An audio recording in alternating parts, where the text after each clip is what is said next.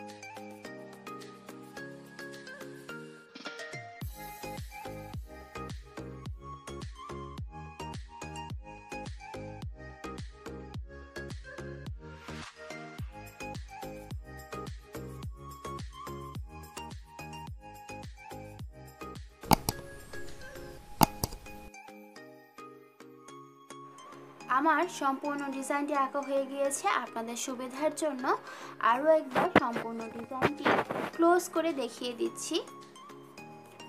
তো আজকে এখানেই বিদায় নিচ্ছি। দেখা হবে অন্য কোনো পর্বে অন্য কোনো বিষয় নিয়ে। আসসালামু আলাইকুম।